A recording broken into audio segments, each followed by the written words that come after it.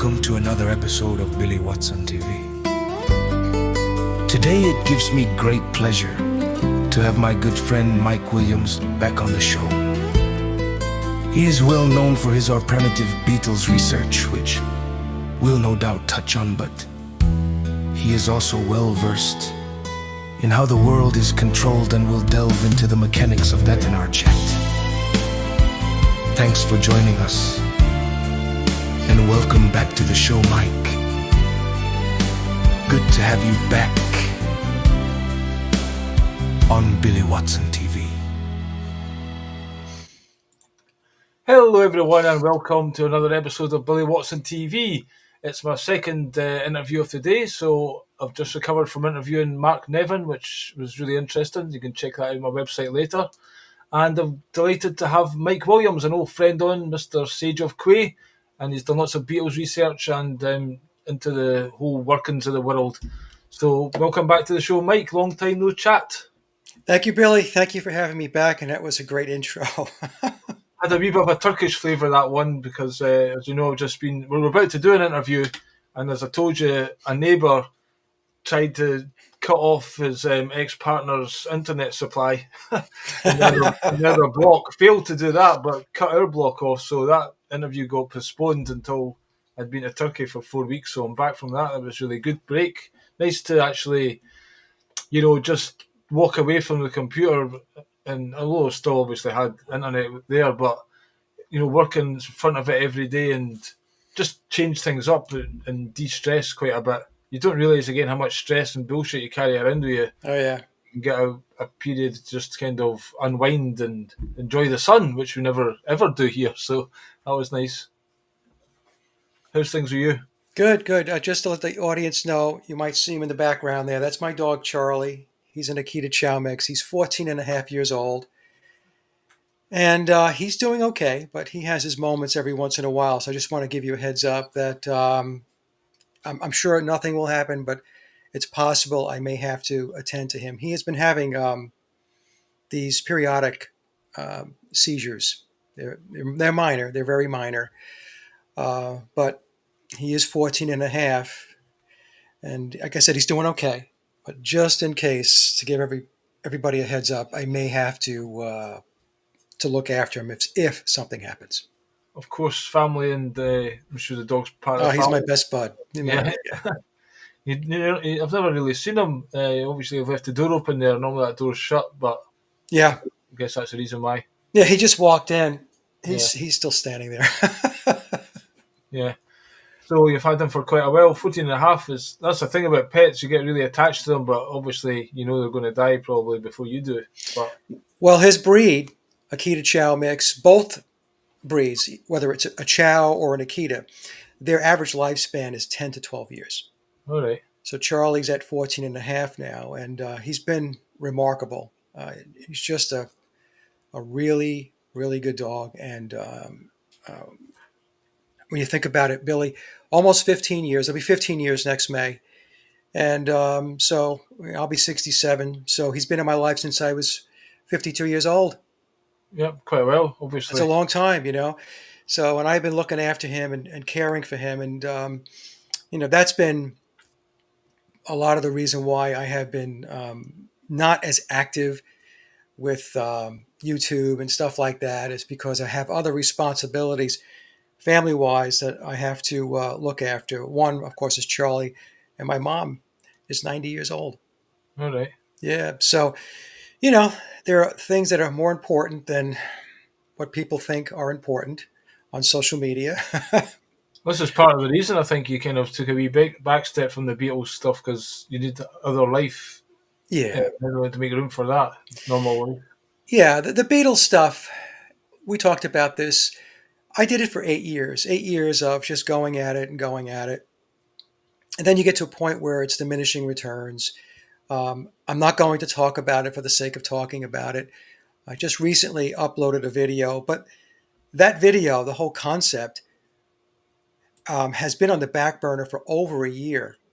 And I had a file set aside, and I had some files on my hard drive. And the intent was going back, it was like 15 months ago or so, was to take my research and see if I can kind of squash it into a 1 hour or so presentation to hit all the key points. It wasn't going to be super in depth because that would be hours and hours of presentation. But what I finally decided, let me finish that. And I did. And I uploaded it on, to my Paul is Dead channel on October 8th and my other channels on Lennon's birthday, October 9th. So um, that's really the first presentation that I have uploaded in over a year. Everything else has been interviews. People would interview me.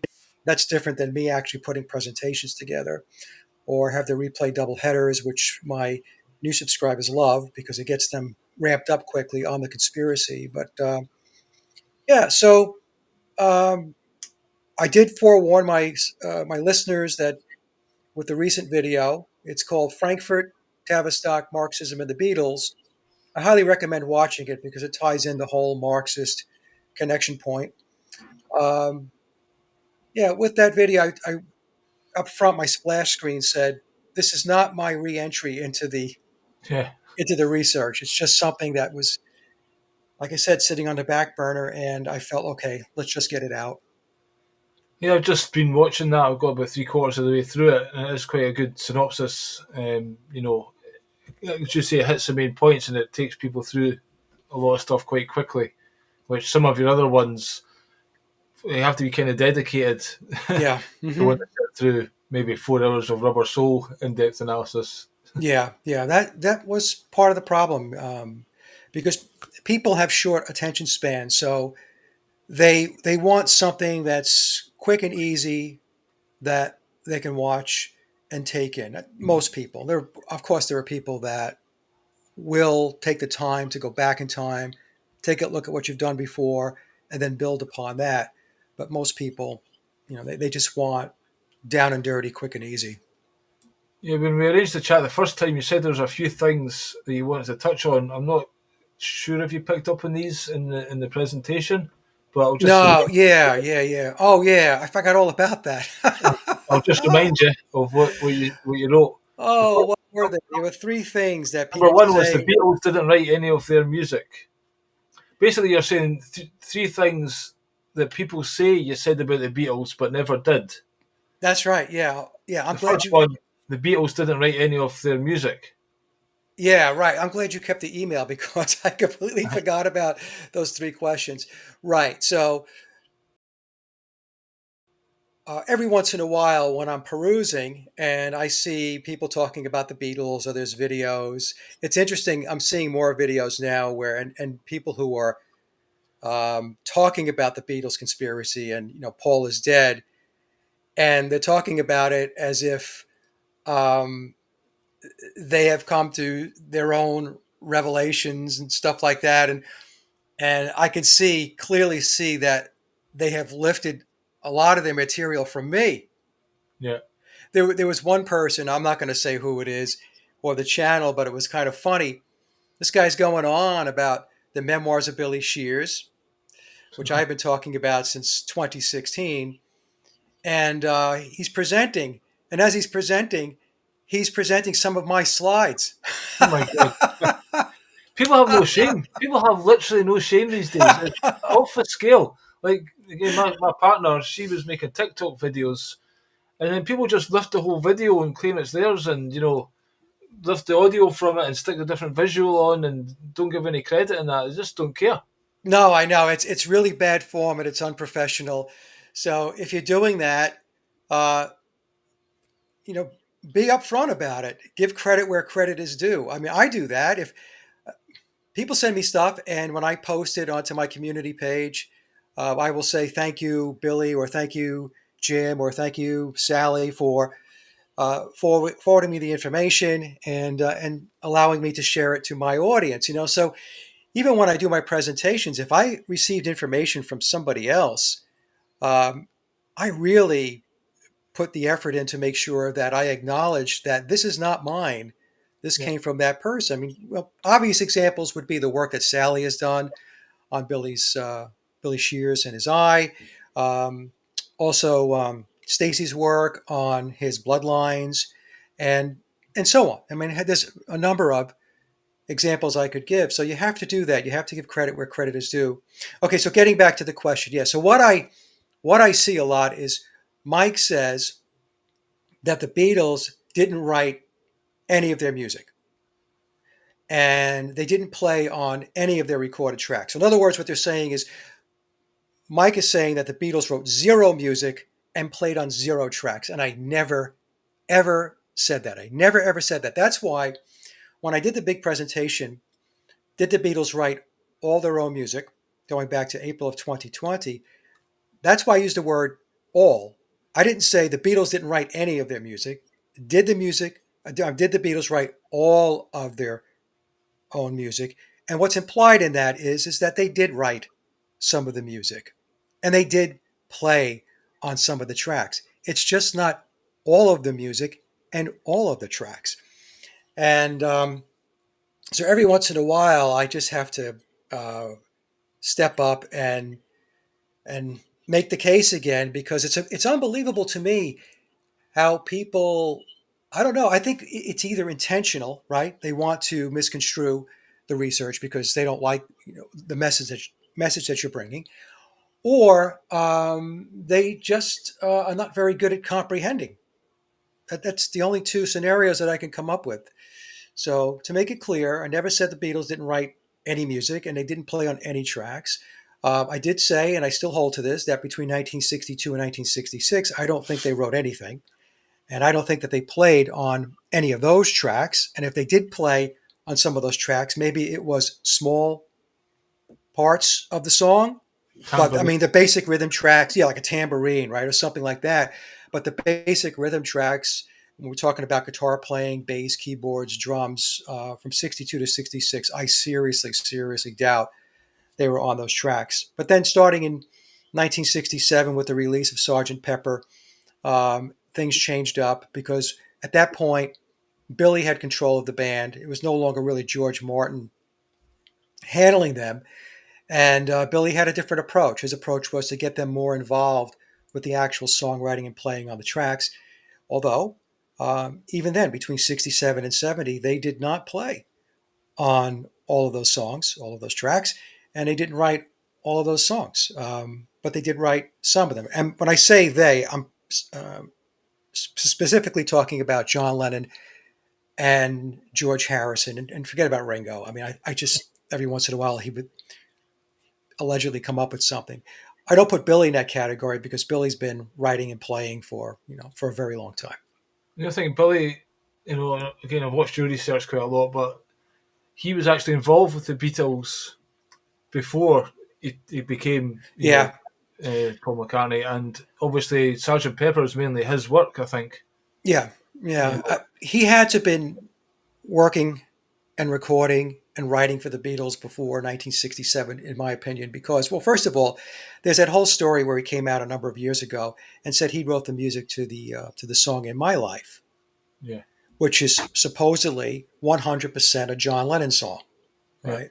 Although some people will say that Billy or Paul McCartney did the some part of it or whatever, but essentially, it's a John Lennon song from beginning to end. And but Billy said he wrote the music, and that was in 1965. And so the mainstream media went into damage control, and they had to say, well, our computer models from two universities prove that he misremembered writing "In My Life," and the song is a John Lennon song. Well, you and I have talked about this before, and I spoke about this on other shows. You don't misremember writing a song like "In My Life," which is one of the most famous rock pop songs of all time. If you Yeah. take a look at any of the polls, rock polls, of the greatest songs of all time, "In My Life" is almost always in the top 10, Yeah. almost always. And you don't misremember writing a song like that. That would be like somebody telling me that I misremembered writing a song that I wrote. No, I remember writing all of my songs because they were my songs and I wrote them. Seems like he wants the credit for it, basically. Yeah, yeah. Yes. So yeah, he wants. That's exactly where Billy's at in his life right now. He wants to have as much acknowledgement as possible for what he really was, versus being known for being a guy that died back in 1966. So everything he's done since '66 is credited to a guy that's no longer with us. And you get to a point in your life. He was born in '37, and he's 5 years older than Paul, so he's 88 now. That's right, yeah. Okay, so he's looking for his due. Anyway, what was the second question? So we clarified that one. I never said that the Beatles didn't write any music or did not play on any tracks. Yeah. Never said it. But then, just to go on, obviously the White Album, and they went to India and stuff like that, and Dear Prudence, and there was kind of a mixed bag. You can imagine them getting involved in a few bits and pieces there. Yeah, I mean, you could tell the tracks where they're playing on because the uh, the skill level and the articulation or the crispness of the playing is not what it was when you go back to the 62 to 66 period. So when you listen to the guitar playing and the drumming back during the early period, it shifts up drastically in the later period. Now, let me pick a song as an example. Piggies on the White Album. Now we listen to Piggies. It's this Baroque orchestral piece, and it's all Theodore Adorno. It has Adorno written all over it, both musically and from a philosophy perspective, the lyrics. So that song is credited to George Harrison. We're told that George wrote that song. But then go listen to the song "Long, Long, Long" on the White Album, which is long, long, long. I mean, I really don't like that song. It just drags on. But I'm not going to pick on the song. That, I believe, it's very possible that George Harrison wrote that song. I mean, it's not a very complex song.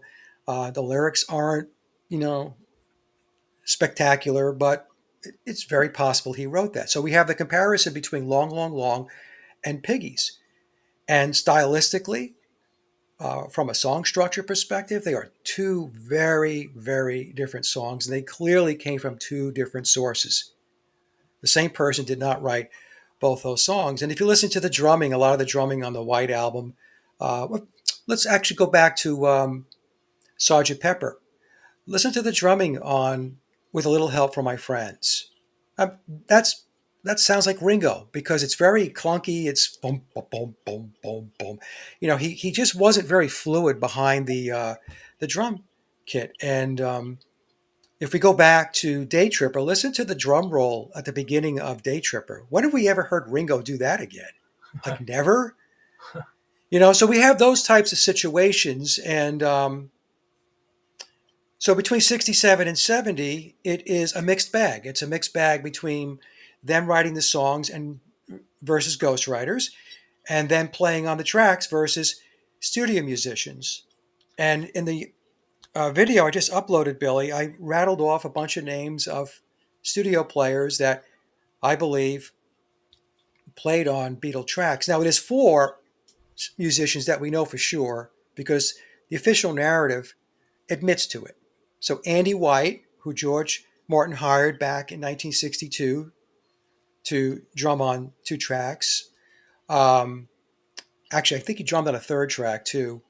I mean, if Uh, Ringo was that good, then why didn't they use him? They brought him into the band. Surely he should have yeah, been able to do that. And it was like "Love Me Do" and quite simple songs, really. yeah. I mean,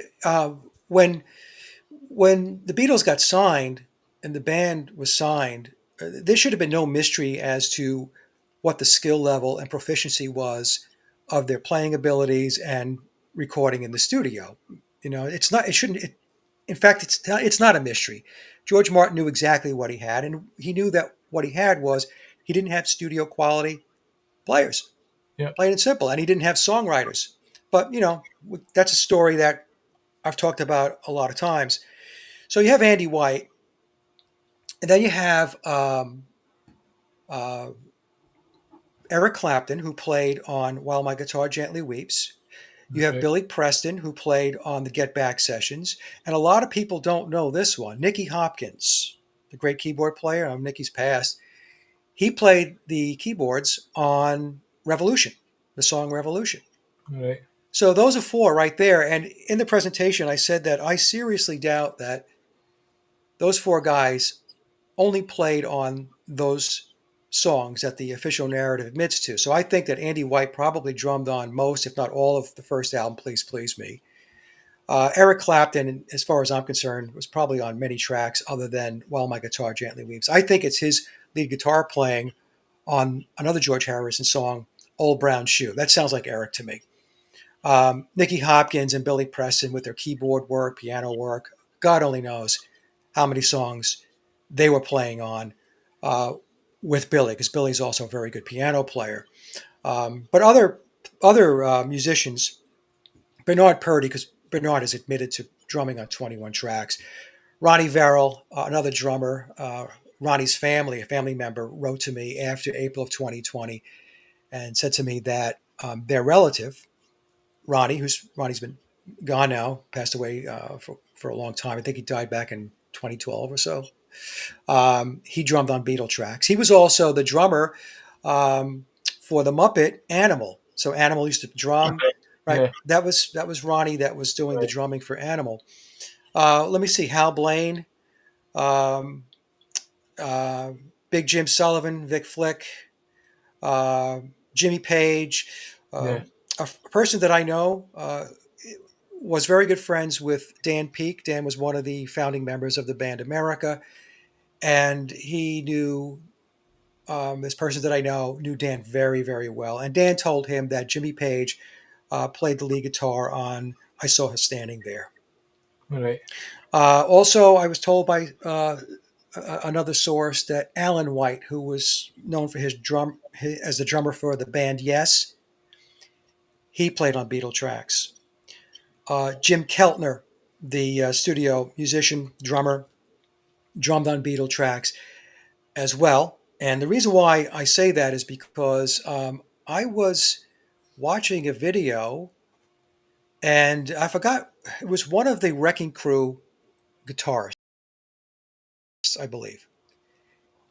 And he was saying that, of course, Phil Spector was tied into the Wrecking Crew. That was his house band, right? And when they were recording, Jim Keltner was drumming, and Phil Spector kept referring to him as Ringo Right. the whole time. Aye. And so it got so awkward for Jim Keltner that the way the story goes is that when the session was over, and the thing was, the reason why it was a problem was because there were journalists there. Right. Okay. And Phil kept calling him Ringo. Give an in joke kind of thing. Yeah. And he would do it over the PA. Aye. So, hey, Ringo, can you do this? And so what happened was it got so awkward for Jim that the way the story goes is that he left through the back door. Like he would not go through the main entrance because he didn't want to have to answer any possible questions from journalists who would say, why was he calling you Ringo? Yeah. Well, the reason why he was calling him Ringo is because Keltner was, in all likelihood, one of the drummers on Beatle tracks. So, and there are other musicians I probably forgot. Plus, the Phil Spector thing, though, he was all involved with the Beatles as well. Yeah, He was, yeah, he was there when they arrived to America and stuff like that. yeah. So there was a interview that Phil did back in 1976 with Roy Carr. Roy Carr was he worked for New Music Express, and I think he was the editor at one time. And I don't know whether he was the editor in 1976, but he was interviewing Phil in 76 for a magazine called Ram Magazine, which was a music magazine. And in that interview, Phil was saying that he played a huge part in the Beatles, in their success and their fame. In fact, I think one of the quotes, I'm going to paraphrase it, was that he made them who they were. And as I read that, I was thinking, well, what does he mean by that? So in the interview, he claims that George Martin was predominantly the arranger, but which would mean that Phil was responsible for having the songs recorded. So, I think this is done like sending the tapes transatlantic kind of thing. yeah, well, Bernard Purdy talks about that. So let me just finish up on Phil. So Phil's connection to the Wrecking Crew, and him saying in that interview that his connection and his working with the Beatles goes back to day one. And he said to Roy Carr, when the Beatles landed in America on February 7th of 1964, was I not on that plane? And Roy Carr said, yes, you were. And Phil was like, okay, there you go. And then he rattled off a couple of the albums that he was um, involved in. I think Rubber Soul was one of them, Sergeant Pepper. But basically, Phil was saying, hey, all of them. Going back to Please Please Me, I was involved. Why is that not far fetched? Going back to the Wrecking Crew. So it says to me that I'm not saying all of the Beatles songs were recorded by the Wrecking Crew or members of the Wrecking Crew, but it's very possible, it's very feasible that that is indeed what happened. And of course, in the UK, they had their own version of the Wrecking Crew and session players um, Cream. that would play on these songs. I mean, we had Eric Clapton, and we had Jimmy Page, and we had Herbie Flowers. This Ginger Baker. Ginger Baker, exactly. And so we had both sides of the pond, I believe, played a part in getting these songs recorded. And so that's why I don't discount it. People want to just say, "Oh, you can't believe Phil Spector because he wound up killing somebody and he went to jail." But okay, yeah, Phil was crazy. Okay, there's no doubt about it. You watch any documentary, he had a love for guns, and he was a very strange, peculiar guy. But that doesn't take away from what he was as far as the music industry goes. Well, he's produced lots of artists, the Ramones, and even John Lennon's Imagine album.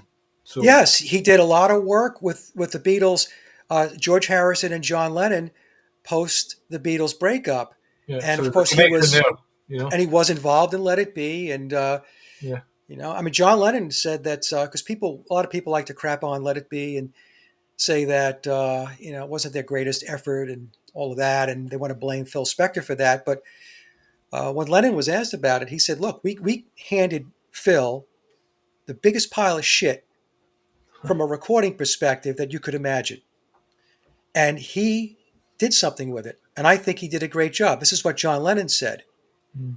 So, and the story goes that the Beatles walked away from the Let It Be sessions or the Get Back sessions, and in fact, before Phil Spector was called in or asked to patch it all up and make something of it.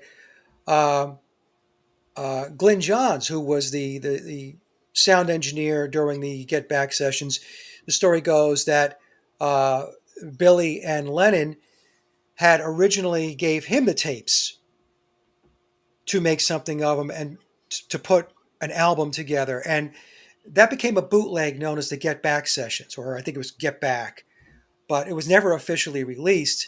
The official release came when Phil Spector got involved and uh, started putting it together. In fact, the song "I Me Mine," that is a George Harrison song. That song, I think Harrison had about 1 minute of the song, if I recall the story correctly.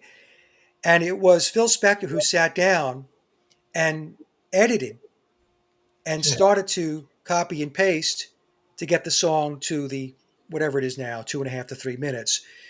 So it was a lot of stuff like that that was going on behind the scenes. And so my personal view is I believe Phil Spector. I do. I believe that in that interview that he did with Roy Carr for Ram Magazine in '76 was very, very revealing. And, I mean, you could chalk it up. you've got Go that ahead. stuff inside you. It's hard to keep it in all these years, especially journalists are asking you questions and stuff. Things are Yeah. going out. Yeah. Phil was asked about that. He tried to play it off and say, well, it really doesn't matter who gets the credit publicly. It's about knowing, Yeah. what you did personally. But, we know that that's just something that people say. Yeah. Uh, if Phil was involved in all this, think about it.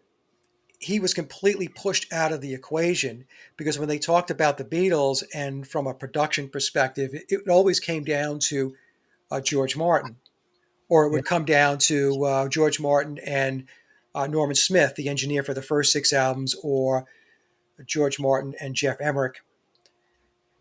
And where was Phil? So after a while, you think to yourself, if you're Phil, okay, you know what? I'm going to see if I can spill the beans a little bit and push some stuff out there to see if I can get acknowledgement for what my real contribution was. So it's a very interesting story, and I talk about that in the recent presentation I just put up.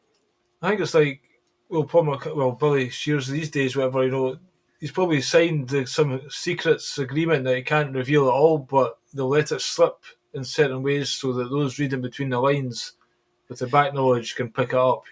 Yeah, that's exactly what's going on. They will put stuff out, and you have to read between the lines. See, they know that the vast majority of the fan base is completely brainwashed, Hardcore. and they just love the Cinderella story, and they love to worship, and um, that's what they're going to grab onto. So if they say anything that doesn't make sense relative to the official story, what happens is the filters that have been put into their brain filter that stuff out, Yeah. and they ignore it, and they continue to stay on the official narrative talking points. It's like in your recent presentation, Paul McCartney in that interview is like, we weren't very good, and it took us 12 weeks to write one song, and these kind of things. I thought you were the Fab Four, you could shit 4 songs in a day, kind of thing. Yeah, well, that's the August 5th, 1966 BBC interview that John and Paul were at Paul's house, and the BBC interviewer was asking them questions. That was a very revealing interview.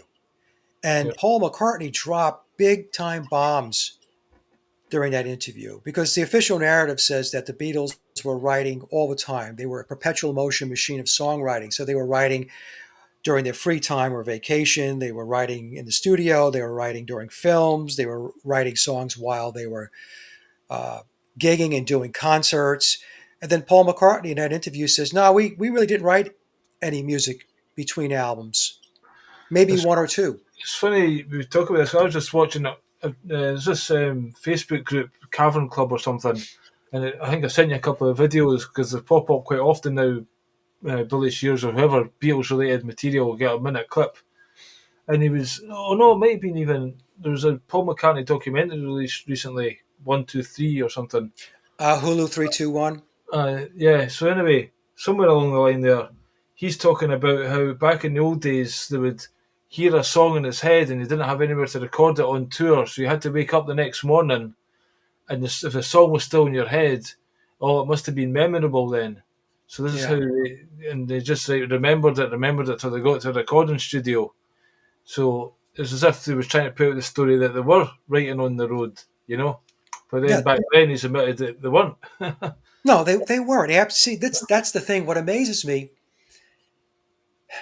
believing the Beatles' official narrative is like believing that a 300-pound guy with a white beard and a red suit can shimmy down a chimney. Okay? The Beatles story is a fairy tale for adults.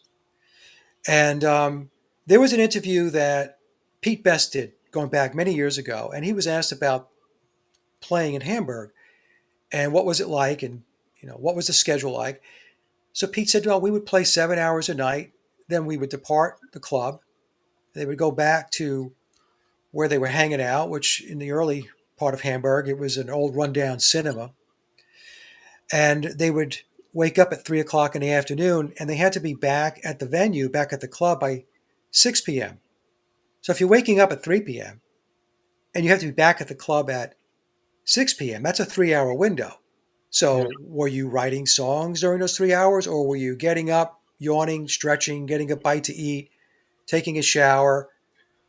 You Well, know, they weren't writing songs in this is Hamburg. supposedly they had 100 songs in the bag by the time they met George Martin, but yet none of them ever got recorded. And yeah, what That's happened right. to those songs? That's right. So in the 80s documentary, The Complete Beatles, which was considered the Beatles documentary before Anthology was released in the 90s, it tells us that between Lennon and McCartney, whether together or separately, they wrote 100 songs between 1956 and 1962, yet none of them were recorded, which is very convenient, right? Yet when they meet George Martin, he said they had nothing behind them. And it wasn't obvious they were songwriters. He thought their music was rubbish. So we have to ask ourselves that those 100 songs, where are they? Well, there's only two answers. One, if they wrote that many songs, they weren't very good. So that was that. Or two, the entire narrative is a fabrication. And that's what I believe. That they didn't write 100 songs. The other thing, too, if you read Joseph Niezgoda's book, Lennon Prophecy, he talks about the fact that, because Hamburg, where they were, was in the red light district. And the Beatles were hanging out with the ladies. Yeah. And occasionally they had to be treated for an STD. Yeah. And, they were drinking and they were popping speed because of these gigs they were doing in Hamburg, 7 hours. And they were young guys. So they look, it's just a complete fairy tale, a complete fantasy to believe that those guys in that environment were writing songs. They weren't writing songs. And the proof of the pudding is when they met George Martin, they had no songs. So, do you think the Beatles were groomed to be the Beatles, and like they got sent to Hamburg for training, or was it naturally they were a group who went to Hamburg? Because they never really set the place on fire, did they?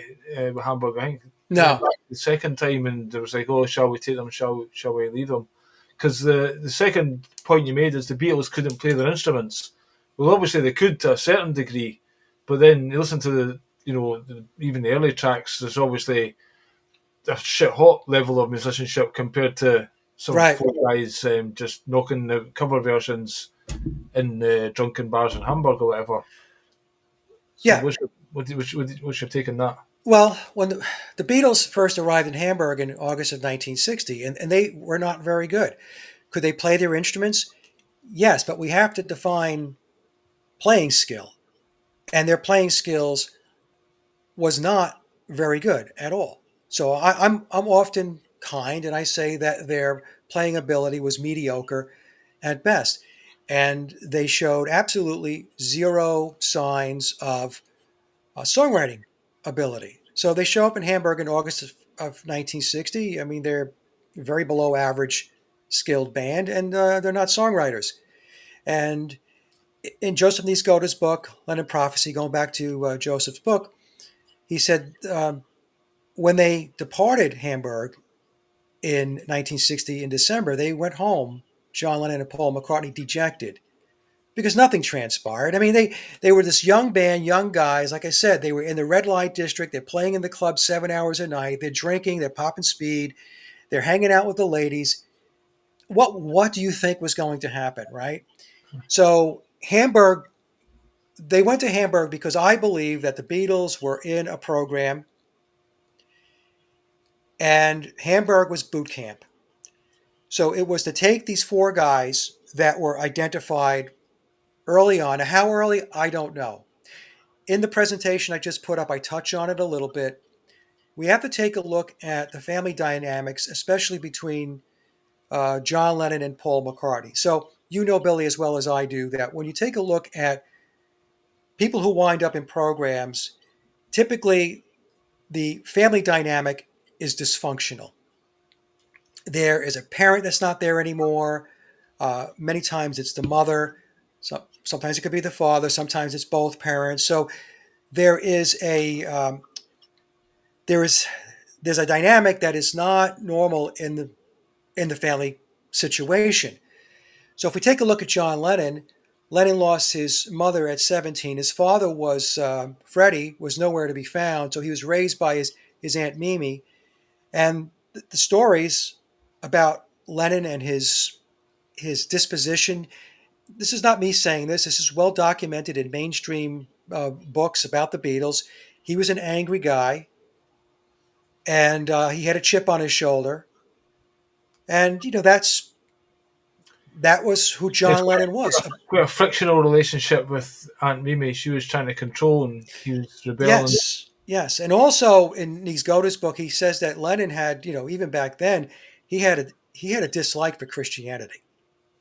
Okay, so that's Lennon. So we have this guy that's grappling with anger issues and all that, and then we have Paul McCartney, who lost his mother at 14 years old, his mother Mary, and he's then raised by his father. His father, uh, eventually got remarried. He had a stepmother, but there's very little information about both of Paul McCartney's biological parents, whether it be Mary or Jim, which I find personally very peculiar, very odd. So we have this guy who arguably, and some people would say it's not even an argument, is the most famous musician, quote, excuse me, slash entertainer in the world. Very, very well known. Yet there's no backstory and there's no information on his parents. But all we know about his father is that he had a little jazz band that he played in, and he had two jobs, one of which he worked a lathe machine. Um, but that's pretty much it. And why is it just that? In fact, if you go to Paul McCartney's Wikipedia page, they talk about his parents. There's no hyperlink for his mother or his father. Right. They have a hyperlink for everything else, but not for his mother and father. So what that tells me, and this, of course, this is speculation. This is telling me that there's something about the McCartney family structure that is not right. That's off.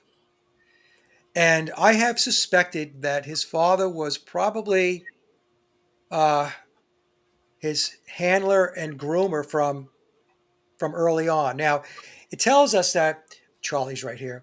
In memoirs, it tells us that Paul was raised Catholic, but his father wanted him to move away from Catholicism, from Christianity.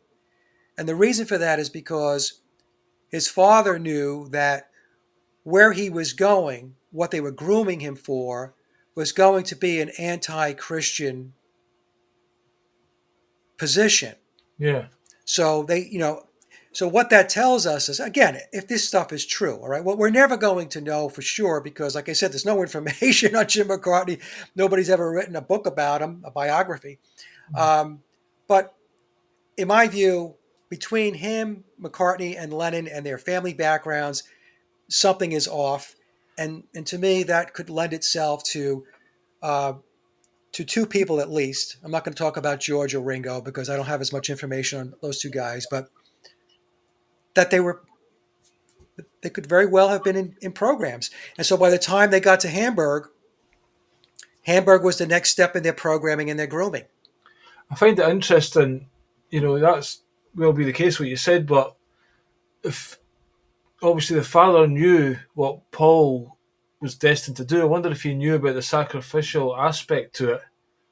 And also, when Billy Shears came back for the party, there's a video and it just looks, like he is not even the black sheep of the family. He's a red horse or something. He's Yeah. just not part of that family, but they've got the cameras on and they're trying to pretend that he is. So why wouldn't his father be put on more of a show if he was fully in the plan? Obviously he must have let them in somehow. Yeah, I But think Jim McCartney was Freemason. I'll yeah, just cut to the chase. That's what I believe. And, all of this stuff, Billy, as you know, is compartmentalized. So I'm not saying Jim had the big picture. Jim had a part of the picture that he was allowed to know in which to operate within. And I think it's possible that his job was to groom his son, handle him, and bring him along until Paul got to the next bus stop, where somebody else would pick him up and wind up, picking up the grooming and the training and the handling. So that's what I think. And also, uh, Paul McCartney, Billy, but we'll say Paul McCartney, did not attend Jim McCartney's funeral back in 1976. Now, the reason for that, given, is that his stepmother, uh, Jim's second wife, said, "Well, if you come, it's going to be disruptive because your presence because of who you are, this and that and all that. And Billy had a tour coming up. But in the presentation, I don't know if you got to that part. I said, well, it seems to me that if your parent died, especially when you allegedly loved that parent and you had a lot of praise for them, which Billy did do with regard to Jim McCartney, that you would postpone the start of the tour for maybe a day or two or whatever because of a family death. And there are ways to pay your respects without showing up with fanfare. I mean, you sneak in, right? Yeah. You do what you've got to You do. walk off. I mean, come on. I mean, this is not hard stuff. You and I could figure this out. So the reason why he didn't go to Jim's funeral is because Jim was not his father, plain and simple. I mean, it's really that's the explanation. So, as we're talking about this and people are listening, you can gather that there's a lot of crazy stuff that's embedded in this whole Beatles backstory. It's not the story that you're told. It's I'm when talking to the Billy audience. is talking, he occasionally gets asked about his father, and he's got these kind of, rote things that he says because he's obviously had to read up. So he's, oh yeah, we're in this living room and he would be playing this Chicago and these old, standard songs or whatever. And then you hear another interview 5 years later and it's the same stories coming out of him. I know we kind of hold on to stories and kind of repeat them, but it almost seems like, he's learned a lot and then that's the ones he tells at certain times to fill in the backstory. Right. Do you know what I mean? Right. Well, in memoirs, it explains that in the beginning, Billy was tutored on Paul's history. Yeah. But there's only so much you can tutor somebody about somebody's life. And it gets to the point, it's admitted in the book, where he says that I started making stuff up. I just started making stories up. And I found that I could say just about anything and nobody would question me. Aye. They would just accept it at face value. So that's where, it went from being schooled on as much of Paul's backstory that he could possibly be schooled on to, all right, well, I can't possibly know everything, so I'll just make shit up. And nobody else knows it anyway. And Right. probably dropping a few clues just because he's got that perverse kind of sense of humour or whatever it is. I think he likes to do that. Drop in, as you say, masterfully speaking Yeah. to say a few things without actually saying it. Yeah. I mean, he masterfully speaks all the time. And the best one probably of all time was the David Letterman show back in That's 2009. I mean, unbelievable. Your come face. on, come on, So anyway, I derailed you there, Billy. So going back to the questions, was another one. What was the Well, the other one? second one we done, the Beatles couldn't play their instruments, so we kind of touched on that just by them going to Hamburg. They were playing a bit. But then, see, when they became famous and they had the amazing singles, whatever, and they're still touring, do you think there was a backing band behind the curtain there and they were miming? Because again, we've seen George Harrison do that and he lift his hand up and the guitar solo is still going. Yeah. So let me just remind me to go back to that. Let me just say first about the Beatles' ability to play the instruments. The objective of the training that the boot camp in Hamburg and all the gigging that they were doing in 1961, starting in January throughout the entire year, uh, the Beatles did a gig 62% of the year. So 62% of the number of days in a year, so 250 days out of 365 days, the Beatles were doing some kind of live gig. Now, we have to keep in mind that this is a band that in the previous year, between August and December of 1960, I mean, it was nothing happened, zero happened. So we have to ask the question, well, if a band that is not very good, has no resume, is not well known. In fact, their reputation is that of not a very good band at all. Who's booking them? Why are these clubs booking them? Yeah. Right. So that's when we start to see that there has to be some kind of machine behind them. Now, Hamburg and all that playing going back to 1961, playing almost 2/3 of the year, doing live gigs was about getting their playing abilities to the point where they were competent enough to be able to take the songs that they were going to be taught on the road. That's what it was about. It was about getting them to a level of competency where they could play the songs that they were taught to take out on the world stage once Beatlemania kicked off. What they were doing in Hamburg had nothing to do with getting them to the point where they were so skilled that they would be at studio musician levels and that they would actually be in the studio laying down the recordings. Because in the studio, what happens is, especially back in the day, and it's still like this today, the studio musicians will come in, sheet music is put in front of them, and they play. And they're banging out a number of songs in a given period of time. So they bang out one song, then they go to the next one, to the next one, to the next one. And it doesn't even have to be songs that are on the same album. It could be, okay, now we've got, this song that's going to be for this artist, and boom. And, they play it. They're very competent. They're extremely good at what they do, very efficient. And so that's how it's done. So that's the going back to the Beatles, that's why they weren't in the studio. First of all, none of them could read or write music, aside from Billy. So there's no sense putting sheet music in front of them because it would be like handing them a sheet of paper written in Chinese. Yeah.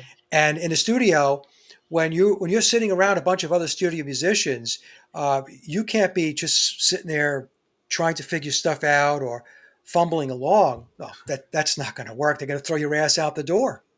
Yeah. So go back to your question. What was it? I forgot. Just the second point was they couldn't play their instruments, so there was like with the backing band, or was there backing tapes, or were they actually playing Oh, Live of the Apollo, or the Queen rattling her jewelry and all this kind of stuff.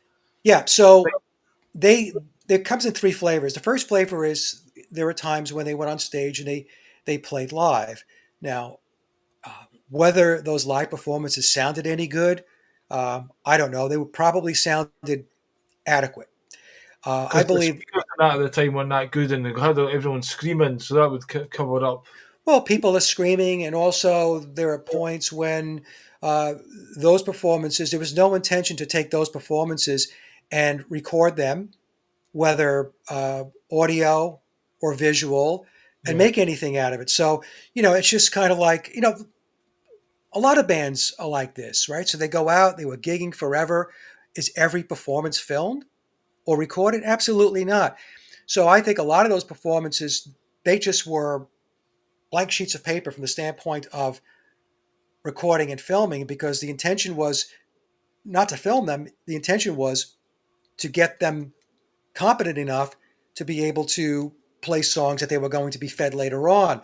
Now, other times when once things evolved and they started to get traction and they were becoming more well known, then what happened was they would be playing to backing tracks. right. So if it were larger venues and these venues had a high level profile as far as audience reach, then they played to backing tracks. And this is not uncommon. This is the other thing. People think it's heresy to say this, especially when you're talking about the Beatles, but performances on television and playing to backing tracks that's just the way it was done. So people want to argue with me that when the Beatles were on the Ed Sullivan show, they played live. I said, absolutely not. They did not play live.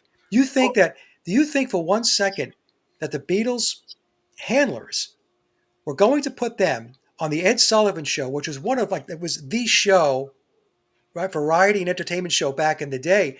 Do you think that they were going to take a chance where they were taking the Beatles that that they would pray and hope, throw a Hail Mary that they wouldn't flub or that something didn't go right?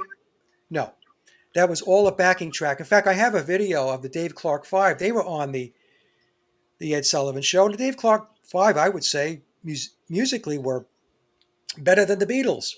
Yeah, And there was a video where they started playing and the backing track failed.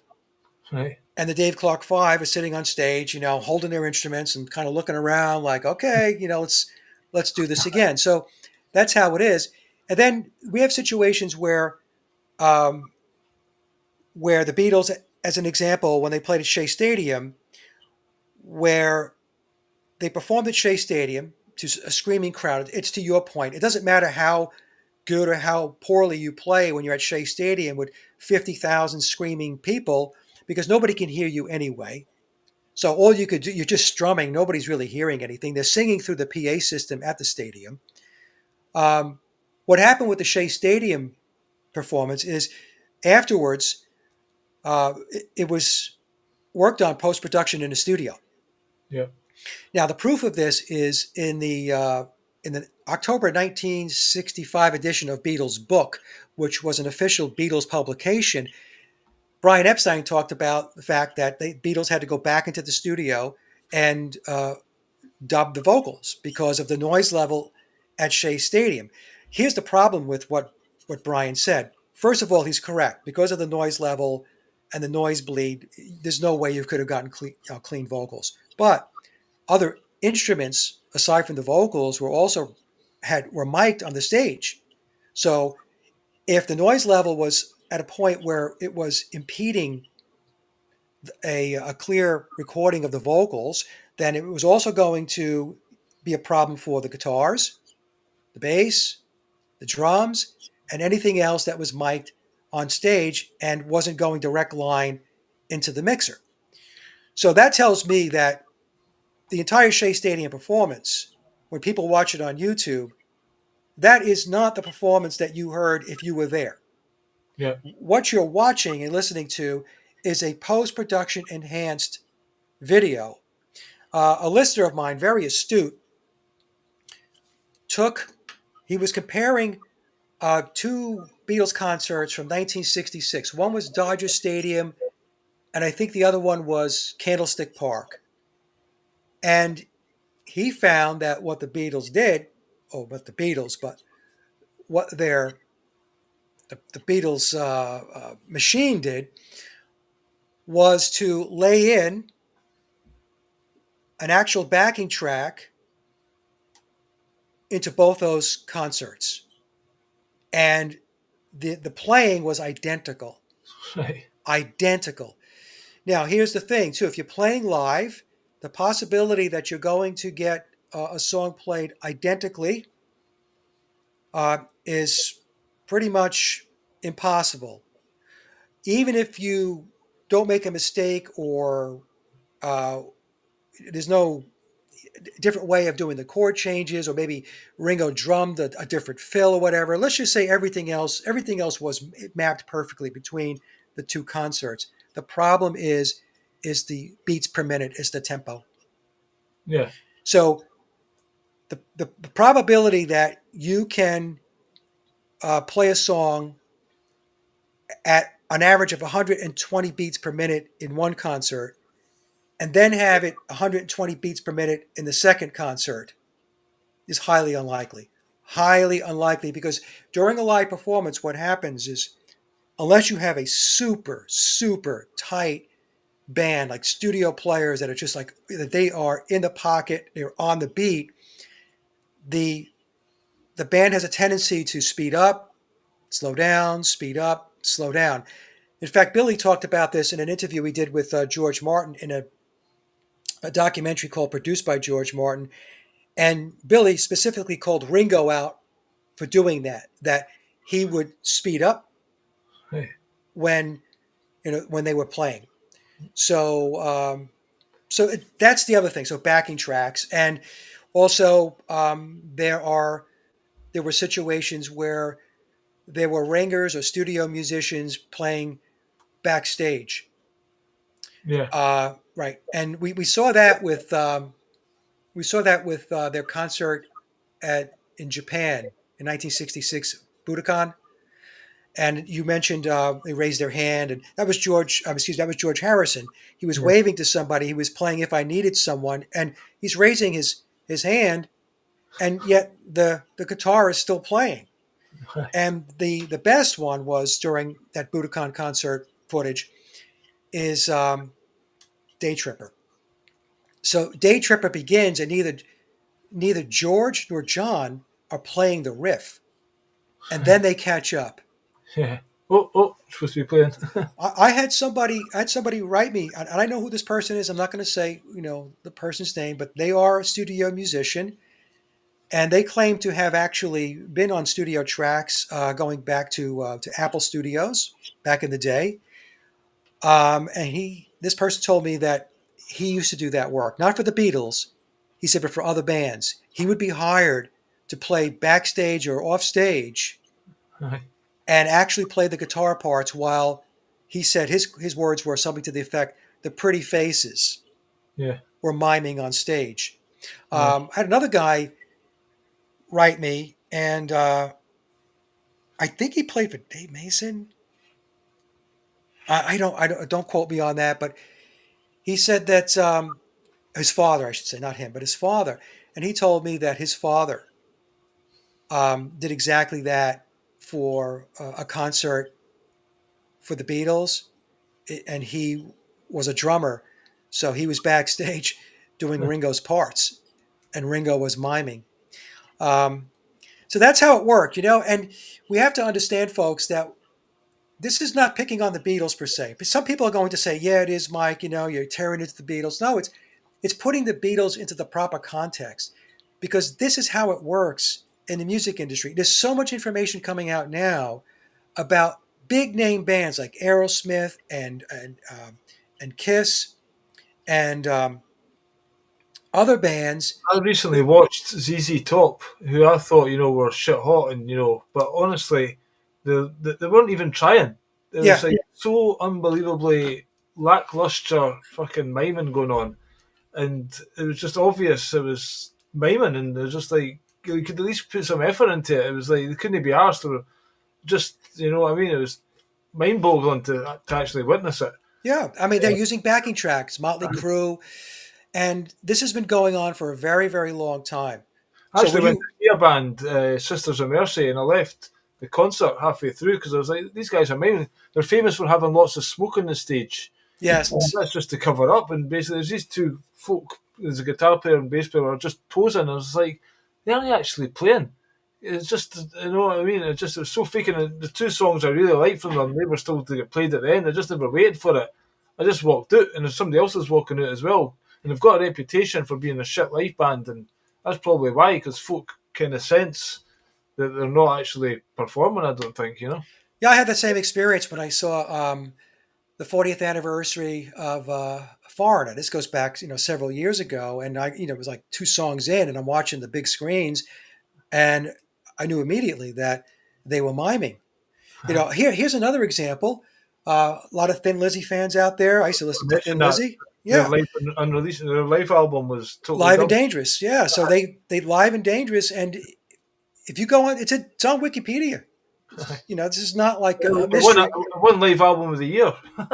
It was Tony Visconti, their producer, said that 75% of the album was redone in the studio. And he said it had to get done in order to present a professional band to the audience. So going back to my point, Billy, I'm not crapping on the Beatles. I'm putting them within the proper context of how the industry operates, how they work. Well, Not a whole lot has changed. they released an album. I can remember my friend way back in the day having the Shea Stadium Beatles vinyl. So they couldn't release that in its obviously basic recorded version. So they wanted to put it out. And that John Lennon recently was talking about it was a happening because he kind of knew, I think, it was shit. So he said that was just a happening. But yeah, if they want to get a product to make money, Shea Stadium, famous Beatles concert, well, they need to be shit hot to sell Yeah, it. yeah, yeah. Let's. I mean, look, bands are a product. Yeah, Okay, they're selling a product to us, and you're going to make sure that product is as buffed up and polished up as it can possibly be, so that you buy it, so that you yeah. buy their merch, so you buy It's their like a music. glass with lots of holes in it. Well, you better patch the holes up so it doesn't. You know, Right. Now we had the last question. I think had to do with Adorno. Yes. yeah, Theodore Adorno wrote all of their music. Yeah. Okay. So this one really gets under my skin because there was stuff on the internet going back years ago that claimed that Theodore Adorno wrote all of the Beatles' music. And this actually was sourced from John Coleman's book, The Committee of 300, because this is a claim that Coleman made. And although I respect John Coleman's work, when he talks about the deep state, and people want to disagree with me, I always say, well, tell me where John Coleman got it wrong as far as how the deep state operates. We're talking about the control system. Yeah. Okay, he didn't get it wrong. He was 100% right. Um, but when he talked about Adorno in the Frankfurt School, and he said that Adorno wrote all of their music, I disagreed with him. And I spell this out going back to my big presentation, Did the Beatles Write All Their Own Music, in April of 2020. I very, very diligently explain why it is I disagreed with this. And one of the reasons was because Adorno was doing other stuff. Books were being written, he was doing TV appearances, and he was doing all his strategizing with his Frankfurt cohorts and all of this. So I thought, okay, well, the possibility that, and he is a skilled composer. Okay, so, but I thought, well, the possibility that this guy was sitting down and he was writing every song of the Beatles, I found to be highly unlikely. And so I'm going to explain again how I believe this worked. I believe that Adorno was indeed involved in the Beatles. So he was the major stakeholder representing the ideology of the Frankfurt School and Tavistock. So we'll just roll it in under Tavistock for the sake of argument. And that he was working directly with George Martin. And George Martin would be considered, like in a corporate structure, he would be considered the managing director of the operation. So you had Adorno and here, and you had Martin here. So that was the reporting structure. And then below that, I I suspect the way it worked was there were probably a half dozen, maybe six crack songwriters from the Tavistock EMI staff that were dedicated to the Beatles' music. And of that half a dozen group of people, let's say half of them were responsible for writing, quote, John Lennon style music, and the other half was responsible for writing Paul McCartney style music. Now, that doesn't mean that Adorno and George Martin were not also writing songs. My point is that I highly doubt that Theodore Adorno wrote all of their music. That's a very bold statement to make. Yeah. Okay, so that's how I think it worked. There was an operation that had its songwriters, and it had two guys that were managing the operation, Adorno and George Martin. And we could, I suspect that we could put Phil Spector into that mix as well. So Spector would be more from the operational aspect of getting the songs recorded if he Engineer. was involved. Yeah, he would be kind of a he would be also be producing, but in all likelihood, the final say as far as production went to George Martin. Spector admits that Martin was arranging the music; he was responsible for that. But I think Phil, again, if Phil was involved, and I believe that it's likely that he was, his job was to get the songs recorded, to get the players in and get the songs recorded.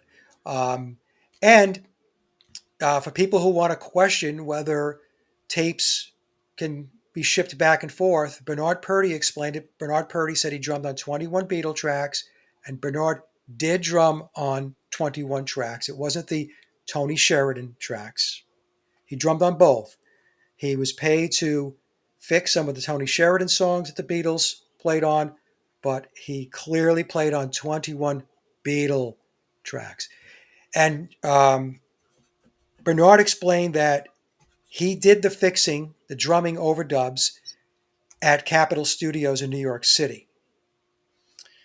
And which means that tapes were sent over. I was also told by somebody in the industry that the whole story about the Beatles only having access to two-track machines, EMI Parlophone, he said that story is not true. He said that back in the day, they clearly had at least 4-track capabilities. Also, when I explained that Bernard did his fixing or his overdubbing at Capitol Studios, which was owned by EMI, by the way. Capitol was owned by EMI. Somebody in the comment section said there was no Capitol Studios in New York City, and I think to myself, why don't people research something before they type something out? So to be able to figure out whether Capitol Studios actually existed in the 1960s, the early 1960s, is a very simple process. I mean, you just do a search on it and boom, it pops up. By the mid to, let's say, 1966 period, it was being phased out. But when Bernard was doing the overdubbing back, let's say 1963, maybe going into 64, Capitol Studios was clearly in operation in New York City. And in one interview, Bernard said that the drumming that he did was the first 3 albums. So that would be Please Please Me, which I think Andy White probably drummed on most of that. He said 21 songs. So that would mean that with the Beatles, Bernard had a big part in that, and also A Hard Day's Night. So that would mean that Bernard was probably all over A Hard Day's Night. And that's not to say that he didn't drum on other songs later on, but I recall in one interview he mentioned the first 3 albums. Yeah, it kind of makes me think a little bit. This fixing thing, like when the Stones recorded Exile in France, I seen a documentary where kind of it went to America for final production or whatever, and I think there's probably fixing. They've got scraps of songs and ideas or whatever. I don't know. It's obviously a thing in the business, isn't it? This to fix stuff. Yeah. So it probably went to these types of studios with these musicians to, make them professional, basically. Billy, I fix my own stuff. This is what you have to not you. I'm talking to the audience. This is what you have to understand, is that here's an example, right? So because I'm doing this at home, I have an Alesis SR18 drum machine, and I have to program it to put the drum patterns in. So there have been times when I did the drum pattern, and I'm thinking, okay, this is it, and then I start to lay down the guitar tracks, the bass, the keyboards, and all that stuff. And as the song is coming together, I think to myself, the drums probably should do this here versus what I have. So what do I have to do? I have to go back and reprogram the drum machine. I have to sync it up and put down new drum patterns. So this happens all the time. It also happens if you lay a guitar part down, and let's say the guitar part is good, but you don't like the tone. You think the tone could be brighter. There's nothing wrong with the way it was played, but you're just not liking the way it's coming across in playback.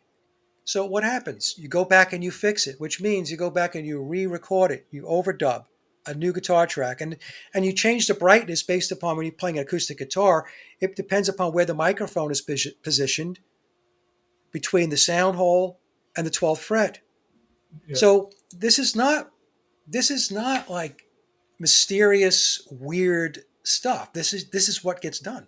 People have got 2 weeks in a studio. They go in there and do what they can. 2 weeks is finished. They've got something almost like demos or, right. a good version of it, but needs something to take it up that next level. So send it to that guy. He can fix it. Comes back ready to be produced and sold. Yeah, what happens is the producer has the final say. Yeah. Unless the band is really high-powered, A-list, been in the business a long time, it's the producer. That's why you have a producer. So the producer will listen to the tracks, listen to the song, and then say, okay, that's not working. It needs to sound like this. And so they call in the ringers. They call in the studio players to lay down the tracks that they want. I don't know if you're aware, there's a band Oasis who have recently reformed. So anyway, when they recorded their first album, they had at least 2 stabs at it, and the owner of Creation Records would say, "This doesn't sound like you live. It's not good enough." But they were saying, "Well, that's the best we can do. Fucking take it or leave it," kind of thing. So they ended up sending it to this other engineer or whatever, and he's turned all the dials up and everything, and he's found a way to kind of make the record what it was. But at Good. that point, the bands had washed their hands of it. Right. But he's literally the one that's made that from an album that probably would have been under the radar or, became a cult thing or whatever, to literally, a million selling album just by his overproduction to make it sound nothing like what had been recorded, but maybe like them live or whatever. So that's one example, something like that. I have a friend of mine who has been following my work for a long time, and I love him. He's a good guy, and he's a professional sound engineer out of Europe.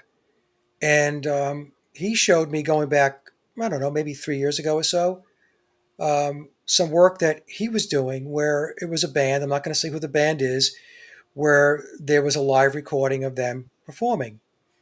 And he showed me a before and after. This is what they sounded like before we took the tapes into the studio to enhance them. And it's amazing. Even, the audience, if they will add in audience applause, responses to enhance a portion of the song or to make the song appear to be, it was performed in such a way that the audience went nuts. They went wild, It's all showbiz. Yeah. It's all show business. And the Beatles were not exempt from this. And when I do talk about it, people get very agitated, as the Beatle fans, because they want to believe the Cinderella story. They want to believe that the Beatles were the exception to every rule, and they were not. The last point you made was you said, and remind me to pull up a critique of the Beatles by the great jazz artist Charles Mingus. Yes. Okay. So let me pull that up real quick. I've got that. Bear with me 1 second, Billy. Okay. Okay. So I think this is it.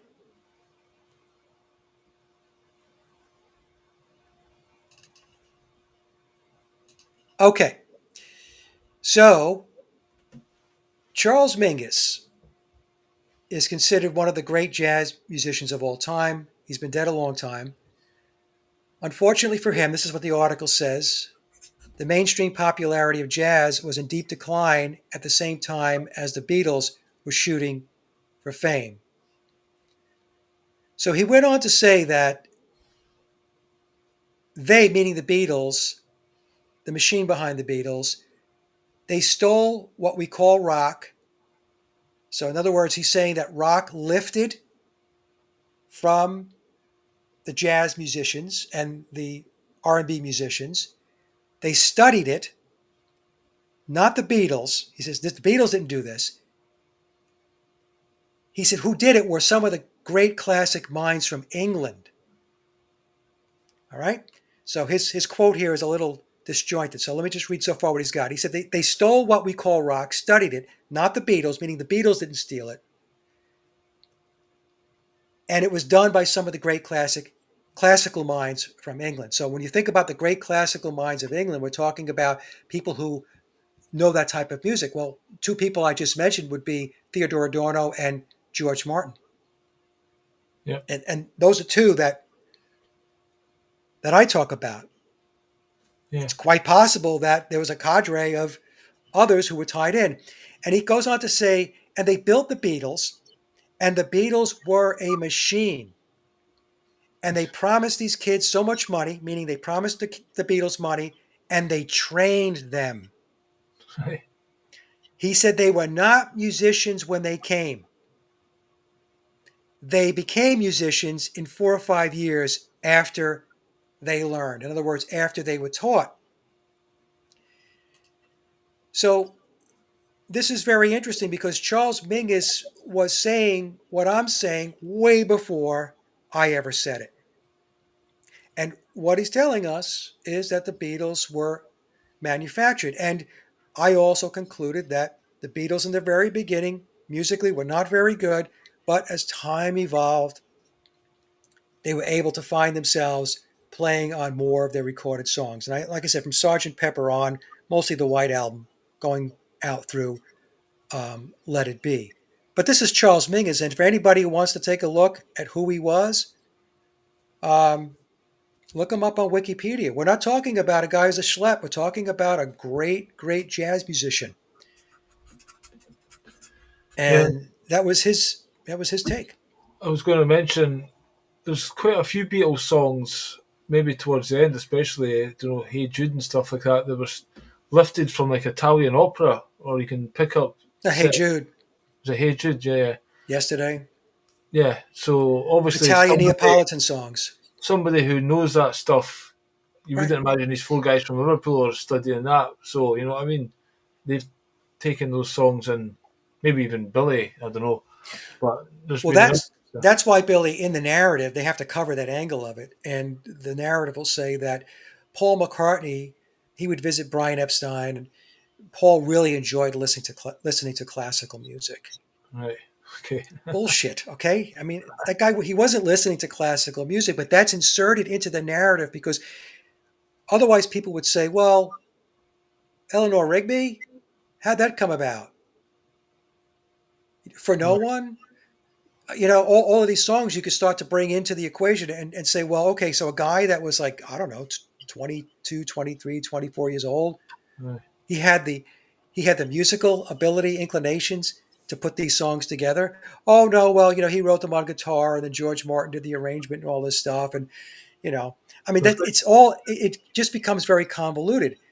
I mean, it's Occam's razor. What's the most reasonable explanation? The most reasonable explanation is the person who wrote those songs and put them together is somebody who understands that style and genre of music. I mean, It's that's like how I look at it. when that guy was sitting on the piano beside George Martin talking about Howard, Blackbird Howard Goodall. and just saying, like, how did he do this? And you could see George Martin going, shut the fuck up. That was Howard Goodall. And I can't believe that interview, that's in the documentary produced by George Martin. So what Billy's talking about is Howard Goodall, who is a composer himself and extremely competent and skilled and accomplished. And he's sitting at the piano and he asks George Martin to sit next to him and he's asking George Martin about these songs. Like, the influence, the way these songs are structured. He talked about For No One and it was Blackbird. I Yeah. think Yesterday was another song. Eleanor Rigby came into the discussion. And he was asking George, well, is this like your influence? Yeah. And as he's asking George this, did you notice that George also, he stiffened up like this when he got asked the question?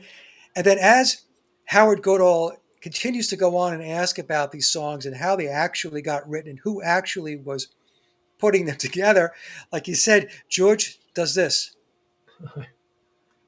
It's the Masonic hand gesture for tell no secrets the Yeah. whole time. And Howard keeps going, which is, it's kind of humorous because it's quite clear that George Martin is saying, please stop asking me these questions. Let's move on, right? And then George Martin goes back to It's the just Paul and John. It's just it's Paul just and John. no, it's John and Paul. I mean, it wasn't me, It's like, but it was so funny the way the whole thing went down. Maybe I'll send you the clip. I have that clip. Um, there's just so much in the story. Like when you read between the lines, It's interesting they've kept it in the documentary, though. You know what I mean? They I filmed know it. I was shocked that they kept it in there. And the only thing I could think of, Billy, is that there is that balancing of the scales that Luciferians have, where they have all this deception and all of these lies, but they think that from a karma perspective, Yeah. I mean, I'm not really sure it works this way, but at least in their minds, they think they're covered. If they Yeah. put some truth out there and they balance the scales, then from a karmic perspective, they think they're good. Like Aye. I could do all this bad shit, but then if I do good stuff and And by the way, how do you know that the scales are balanced? Who makes that determination? Aye. Right?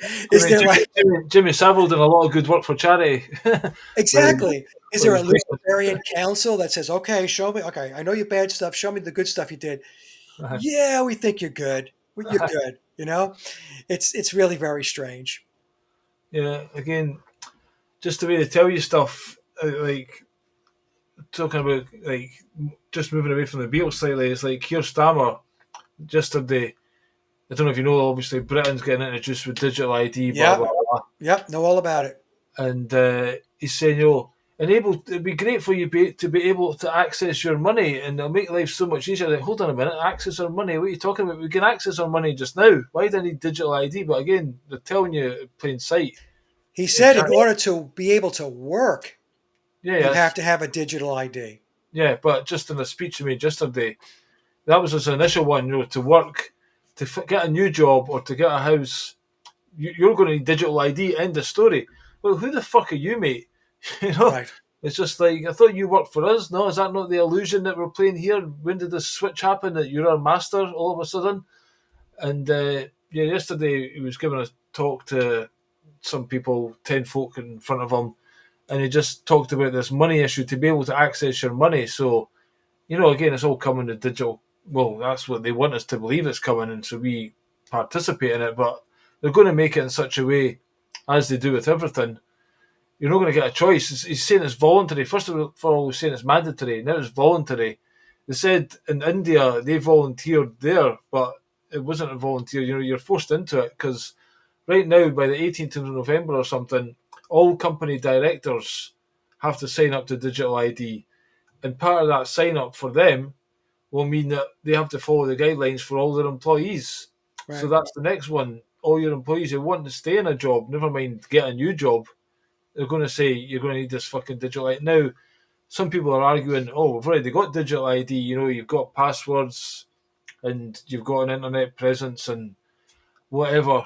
There's certain elements of it, but again, that's a stepping stone to the total, brick card, whatever it is, China system, social credit, worldwide prison. Because where do you go to escape this stuff? Because Palantir or whatever, it's everywhere, data harvesting, and that's what the oligarchs are after. They don't want us having free spending money that we can save up. They want credits running out at the end of the month, so you're back on the rat race to keep it all going, and them to laugh at us.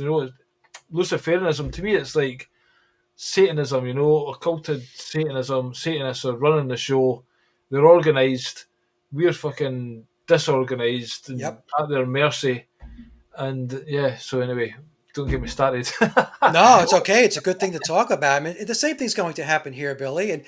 And people do say, well, we already have digital ID. It's here, it's there. But right now, exactly, it's here, it's there, it's in piece parts.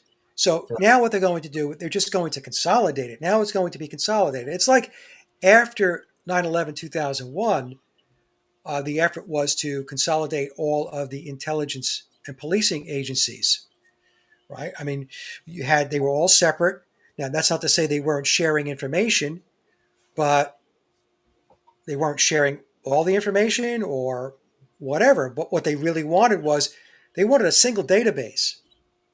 So they Yeah. did that back September 11th of 2001. Let's create a single database that brings together all of the intelligence and all of the For your policing benefit, for the for your safety.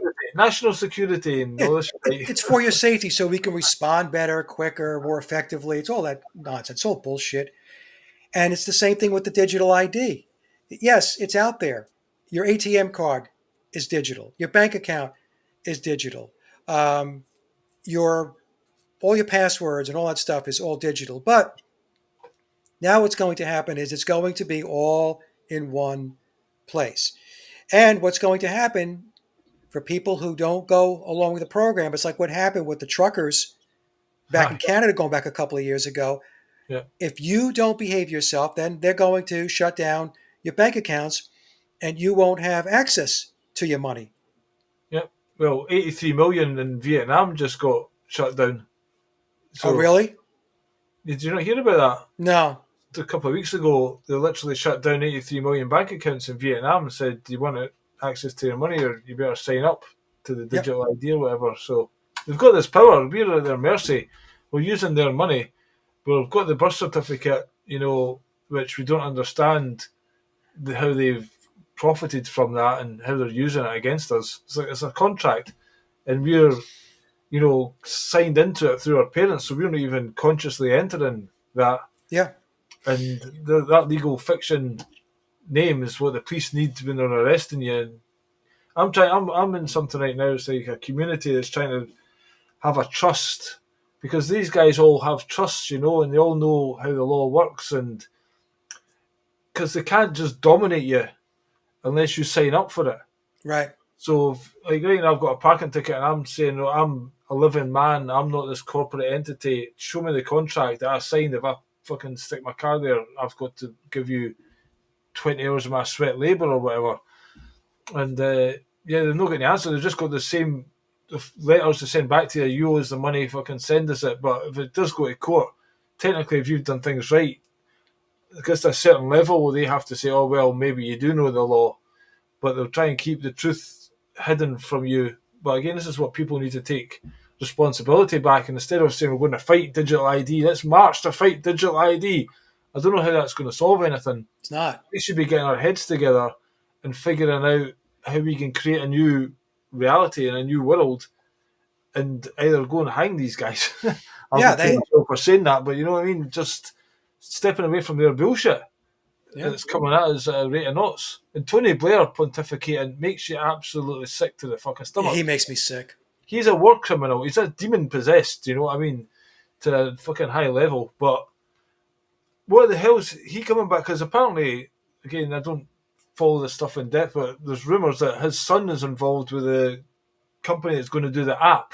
So he's going to make billions. And it's a big money grabbing thing, because they'll take away everyone's property, and they'll put immigrants living in beside you. You'll not own your property, and you'll all be on universal income based on these digital tokens. And then if you don't play the game, you'll get locked out of this and not get access to that, and you'll have your meat quota and your carbon quota, which is all shite. Meanwhile, they're spraying the skies with fucking God knows what to block out God knows what, so we're getting poisoned left, right, and centre. It's just an absolute madhouse, and when will it end? Will it ever end? Billy, this is why I have said for a long, long time, this is an individual journey. And it's an individual journey to help and contribute toward the development of your soul. Um, I'm not Christian. Um, if people want to apply a label, I'm a deist. I'm a longtime deist, but I believe in reincarnation. And the more you figure this place out in this life, means more doors will be open to you the next time that you have to incarnate, and that next incarnation is going to be very different than this one, because you figured out the truth, or as much of it as you possibly can, right? So it goes by degrees.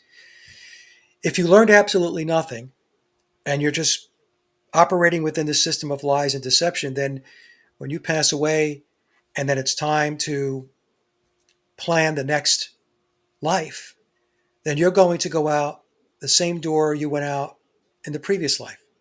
And the soul will say, well, that looks like the same door as last time, right?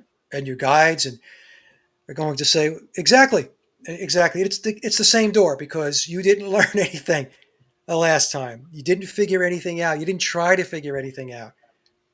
You were going along for the ride, right? Uh, Going along to get along. So that's how I approach it. Now, there are going to be people that are going to disagree with me. And you know what, folks? I don't want to hear it. I don't really care if you disagree with me, because, like everybody else, I have a right to my beliefs, my opinions as to how things work, and that's how I believe it works. Because the problem we have is that humanity is so fractured and it's so scattered, Billy, as you know, that look, there are so many people, they have no idea that the entire system is not the way it's supposed to be. Yeah, the They thing is, have well, no idea.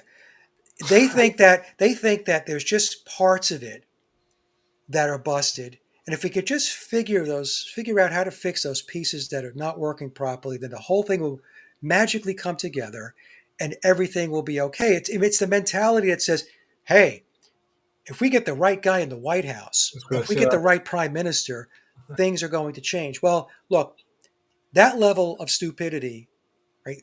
That ship has sailed because by now, if you haven't realized that it doesn't matter who's sitting in the White House or who the prime minister is for any other country, if you haven't figured that out yet, then I'm sorry. Going back to my analogy about which door you're going to go out the next turn of the crank as far as your next life, it's going to be the same door you walked out for this life. You're going to do it all over again. It will be it will be the same script. I don't know if I don't think I've talked to you since, but basically, my stepfather, who I told 30 years ago, there's microchips coming, and they told the Queen was a lizard and stuff like that, and basically, he didn't listen to me. But so over the years, we've sat at the dinner table and whatever, and I've always had to talk within the parameters of television world, and if you go one step outside that, it's amazing how quickly they get triggered and you get battered back into it, just with questioning, just by saying, like, for instance, oh, your friend's dying of cancer, you should try looking at hemp or medical marijuana or something because the pH, Right. here's a website about it. And he says, oh, Paul McCartney, his wife died of cancer, so he smoked dope, so how did it not save her? And so I'm not bothered telling my friend, and then died of cancer 8 weeks later. So you can't tell that. So anyway, he took the jab, first one, got Bell's palsy, took another one, took the booster, had operations done, got cancer, stomach moved to his chest, and more chemotherapy, and back in the hospital, brain cancer, and literally watched him take his last breath. It's Yeah. quite, I wouldn't say it's funny, but I was sitting on the bed with my mum, and she's came to the conclusion, I was probably right.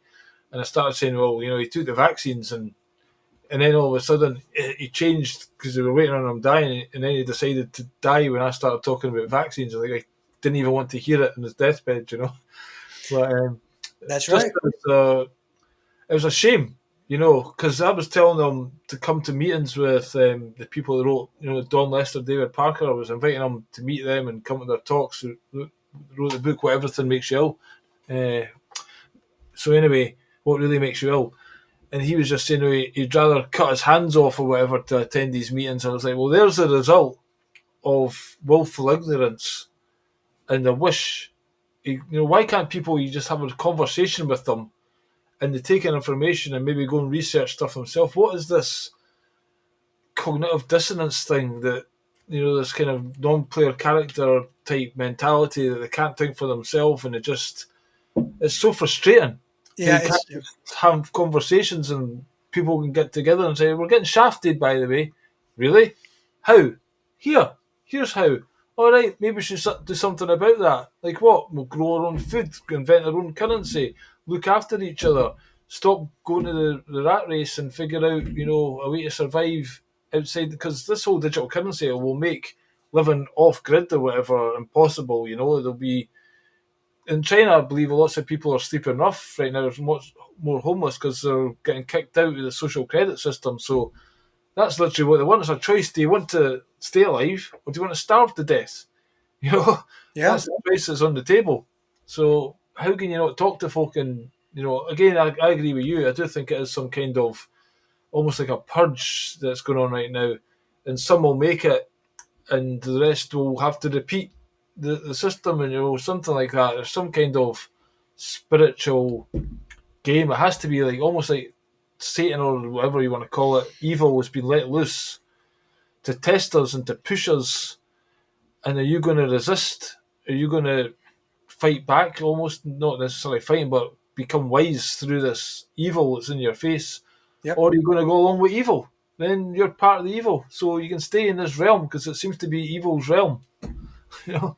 Yeah, it is a spiritual war, Billy. And going back to your comment, because I've heard this too, where people say, "Well, Linda McCartney died and she had cancer, and Billy has all this money and all that stuff." That's not the point. The point is that We need to be open to alternative approaches to, in this case, healing and curing. Now, because it didn't work for one person, it doesn't mean it's not going to work for you. But the point being is we have to be more inquisitive. We have to be asking more questions. We have to push the envelope. Clearly, pumping your body full of chemicals, chemotherapy to treat cancer, I mean, it doesn't take a rocket scientist to figure out that that's probably going to lead to a bad outcome. Yeah. And I have another story too. You're talking about your relative. My stepfather, he passed away back in the spring of 2020, and I love him to death. And he had a brain tumor. So what happened was, leading up to that, he was he was a very good guy. He was funny, very good working with his hands. He used to be a mechanic, could fix anything. And then all of a sudden, his speech started slurring. And so went to the hospital. I took scans, and he had a brain tumor. So he goes in. I'll cut the story. I'll get to the cut to the chase. He goes in for the surgery to have the brain tumor removed. It's successful, and the surgeon who did the work he was amazing. And within a few weeks, you really couldn't even see the scar. It was like a horseshoe right here on his forehead, going back to the back of his head here. And then what happened was, they did another scan and they said, well, we see a couple of more dark spots. And so immediately they jumped to the conclusion that this could mean that there's more cancer and all this stuff. Now, up to that point, after he had the surgery, his speech came back. He was back to himself. He was very happy. It was great. We had him back. So then one of the doctors says to him, because of those dark spots, we recommend you have radium treatments to inject radium into your body. So my stepdad, he's having a conversation with me, and he was my stepdad for a long time. So, we could have these conversations. And he's telling me what the doctor said. I said, don't do it. And he's looking at me. He says, well, what do you mean, Michael? Like, I think I need to do this. I said, don't do it. I said, if you're going to inject radium into your body, nothing good is going to come from it. So he says, he thought about it. He says, yeah, I think you're right. I'm just not going to do it. Let me just play this out. Because at this point, he's perfectly fine. Yeah. There's no slurred speech. He's coherent. I mean, he's functioning properly. Well, the doctor calls him at home and says to him, I really, really, I can't emphasize this enough. You need to take these treatments. So he buckles. And he goes for the first treatment. And he comes back. And he says, oh, yeah, I feel fine. No issues. And I'm just shaking my head. Goes in for the second treatment. Billy, after the second treatment, it was all over. His health went downhill like a free fall. Wound up in hospice. He was in hospice for a week, and then lights out. He was gone. And to this day, I said to my mother, I said, he should never have taken those shots, those radium shots. And my mother said, I agree. He should never have taken them. But what happens is people get scared. Yeah. They get scared, and then they default to the system because the people who are conditioned to support and enable the system, the doctors, the surgeons, the nurses, the PAs, the medical staff, the technicians, all of those people, they're all good-intentioned people. But they're spouting what they have been allowed to know. This is the latest and greatest technology. This is what we do if you have spots on your brain, blah, blah, blah, and all that stuff. There's no opening of the aperture to discuss and talk about alternative ways to heal and to cure. So that's my story to add to yours. Yeah. Well, just when my stepdad, he started taking the chemotherapy before the operation, they wanted him to take 4 batches, and just then he aged about 20 years. Yeah. And he was close to death just by doing that. Yeah. And I believe that actually causes more cancer. Again, there's people talk about fasting and things like that as a way to starve the cancer. I mean, lots of people claim cancer is curable or savable if you do it the right way. I'm not exactly sure what that be. Maybe it's different for different people. You have to find your own thing. But certainly, my mum now was she said if she got cancer, she wouldn't do the chemotherapy after seeing what it done. Yeah. But he died still thinking the NHS were great. But one thing that happened after he went to the hospital, he was on the mend and he couldn't eat very much. But then he collapsed one night and went back in the hospital and they done these tests and then they found something. And I was there and they said, we're going to wonder what caused this. And I was dying to say, well, maybe the vaccine they just gave him just started this whole process. Have you ever looked into that? But out of respect for him, I never said anything. But then it says, all right, you've got this cancer in your brain. There's nothing we can do about it. And if you get ill, you're on a do not resuscitate, DNR. Yeah. So that kind of shocked him a bit because, hold on, these are supposed to try and keep us alive under any circumstances. Now they're telling me if I get ill, they're just going to let me die. I think that was a bit. Well, again, he still didn't question the NHS probably to a high level, but I think that was a bit of a shock, Mm-hmm. because that's a brutal reality. And now we're talking about people are talking. Well, in Scotland, I had to write a letter to say I do not want my organs or my son's organs harvested, because if you die without giving that letter, they automatically take it, which is wrong if you ask me. And then I think they're trying to push this. I think there's a whole industry basically of this organ harvesting, and we're led to believe it's to save other people's lives, but really they want to depopulate. So, is that the real agenda, or is there something nefarious going on with all this? You know what I mean? And you have to be alive again for when they take the organs. You're That's still right. alive, so you're not actually clinically dead. That's right. There's something very satanic and everything going on with that, because these people in control of this world, you listen to them talk and they're just pure evil. I actually had a dream a few nights ago, and in this dream I felt like I was in touch with evil in the actual dream, and I woke up going, fucking, I was pretty close to that was evil. And I just felt I'm not saying I was in the room, but I felt just come out of it. Then I went back into the dream and I met somebody in the dream and I would describe to them what had happened, and then I felt it again. I felt myself, I'm going to tell a story, I'm going to feel this again. And it was a really weird experience, because I think there is what you might call evil around us. And these leaders, you had the movie V and stuff like that, where they live with the different species. They almost seem like they're alien or demonic creatures or something that's running this show, because humans are supposed to have care and empathy, Right. and they have absolutely zero of that. So what is going on with these guys? The satanic rituals and everything, and that's probably what's going on. But it's just, again, the good people do nothing and evil succeeds. When are the good people going to rise up and say enough is enough? They're not, Billy. As dreams and evil. Let me just tell you, I have a similar experience. I've I've experienced sleep paralysis all of my life, although it's far less now.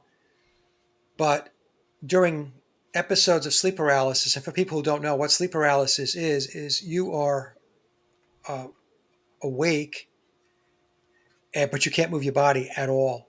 You can't move your Yeah, body, and I used to work night shifts and I used to sleep sometimes at night, and it's quite frightening because your body's asleep but your mind's awake, and you're like, I want to wake up here, but you're yeah. constantly And doing when that. I went into it, I would get very, very dark, evil uh, entities around me, and so I've had a lot of paranormal experiences growing up and throughout my life. So I absolutely understand that there's a world outside of our world.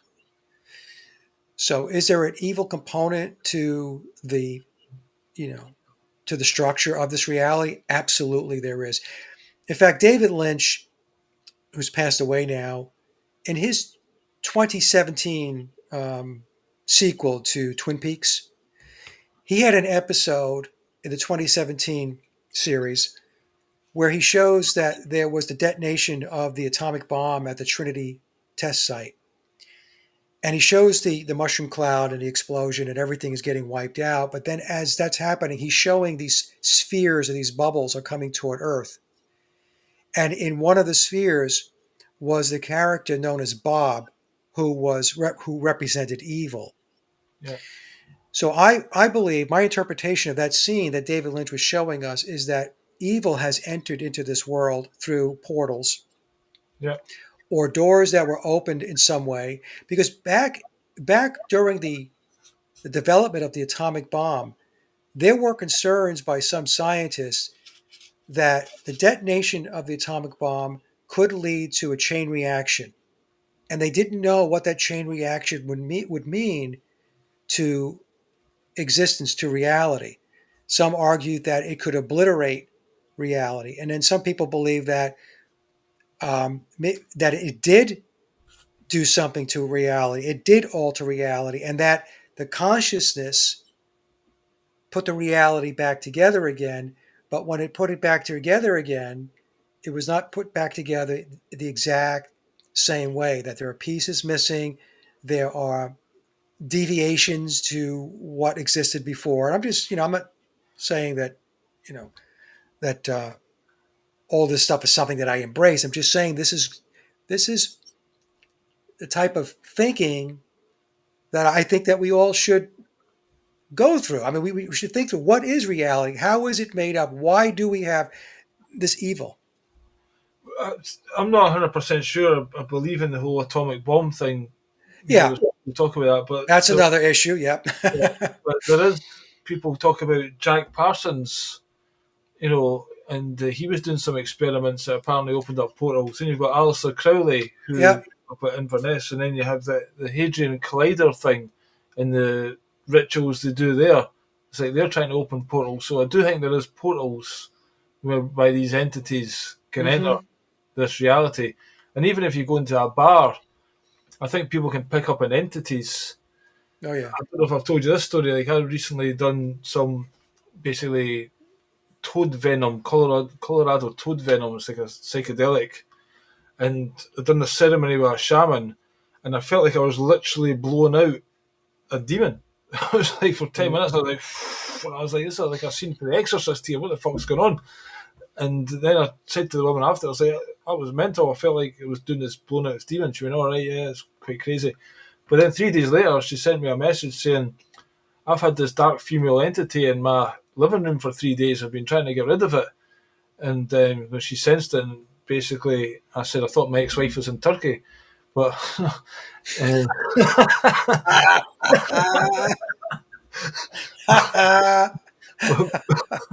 well, basically, yeah, I felt much lighter after it, and it's just like, cool, these alcoholics are in bars, and they're opening up portals through drinking, drugs or whatever. I think can open up your aura, and these things can get inside you and attach themselves to you. So it's like you want to do something, and that'll maybe influence your thoughts.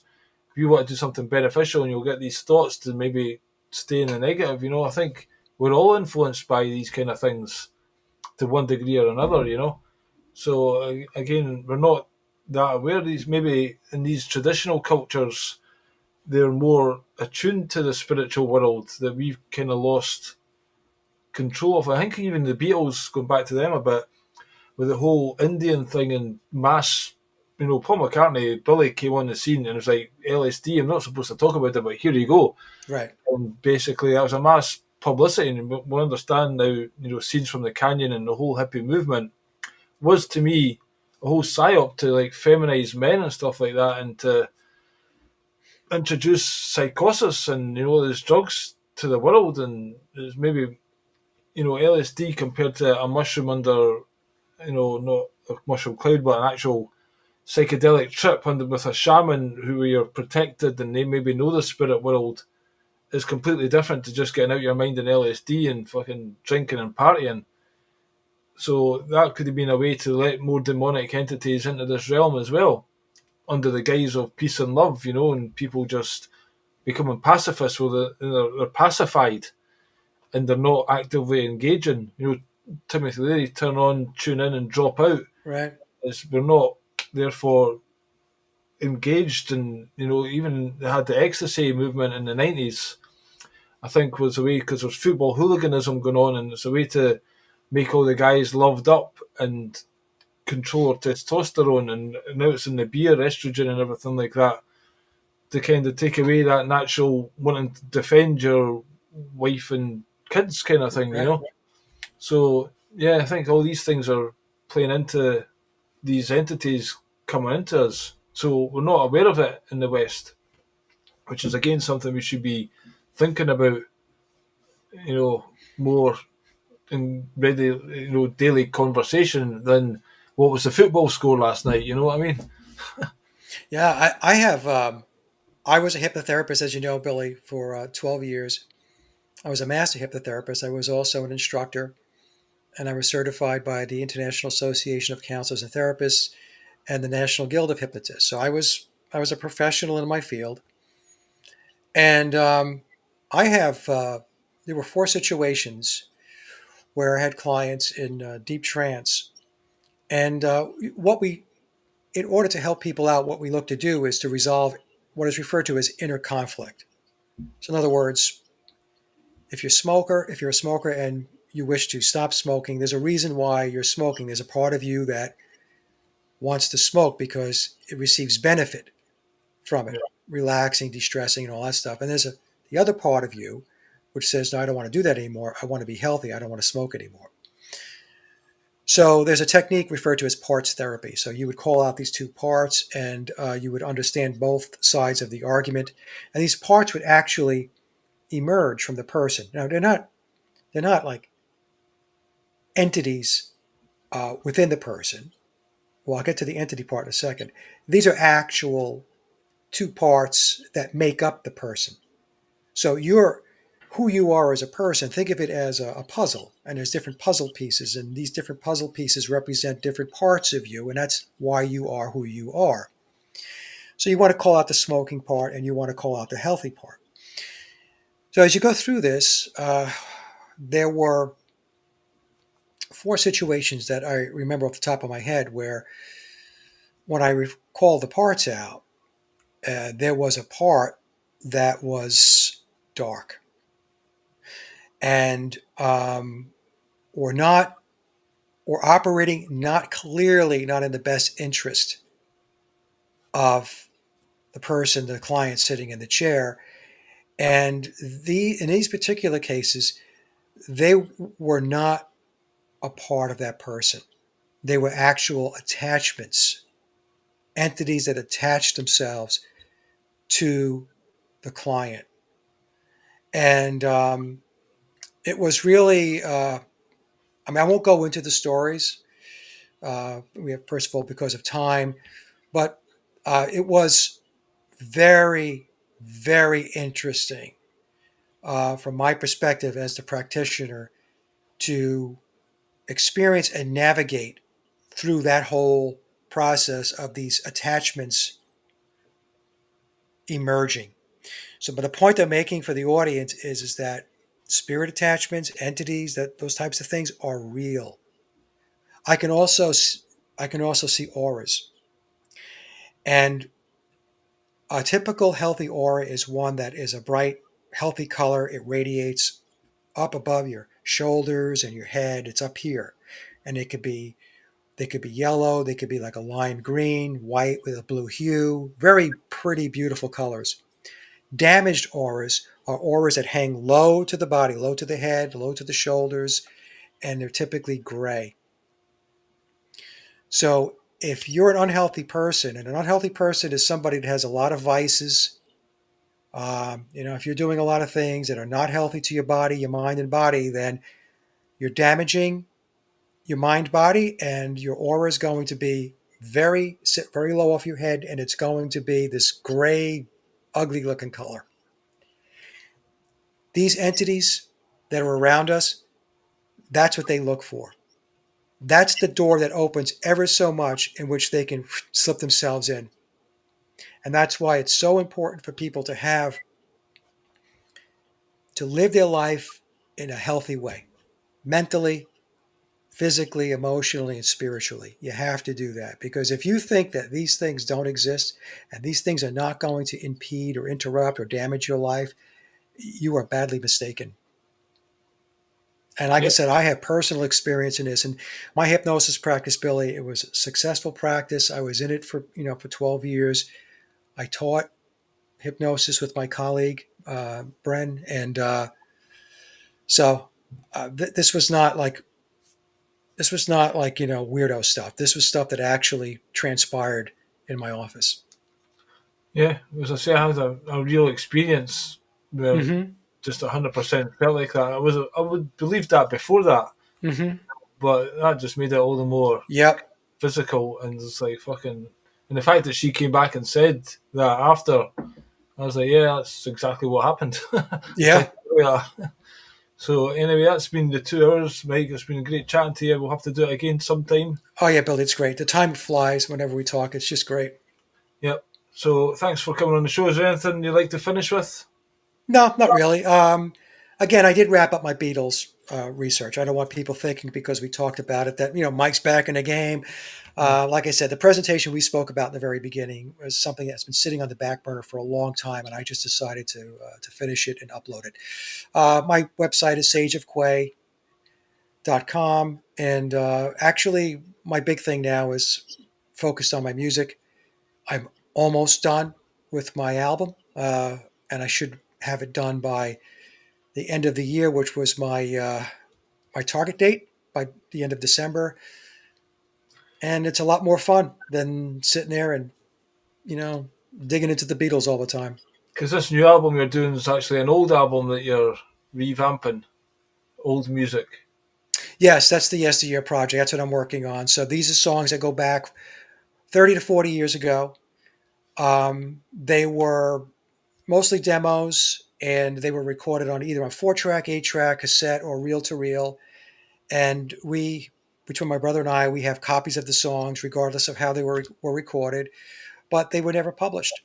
And and so I'm working on 10 songs, and I must have, Billy, at least another dozen Right. that are sitting on a shelf. And my plan is to, if I have the stamina and the energy, because it takes a lot of work to do this, is to get another maybe 10 or 12 songs out by December of 2026, if I can do it. I was talking to my previous guest, Mark Nevin, who he was in a band called Fairground Attraction. I don't know if you heard of them, but No. um, so he's now in the stage of releasing songs one by one. And I says, "Oh, I know a guy, Mike Williams, who has been doing that. But for this album, you're not doing that. It sounds like you're going to release all the tracks at once." No, I did release them. I released them. I haven't released them through my publisher, TuneCore. The Yesteryear songs, they are released, and you can find them if you want to listen to them and buy them on my Bandcamp All right. website. Okay, You're still but doing that one at a time kind of thing. yeah, it's one at a time. But I'm not doing it like I did with the songs for my third album, No More Gods. With No More Gods, what I did was I actually released them and published them through TuneCore as Right. singles. And then Yeah. I took the singles and I compiled them and I created the album No More Gods.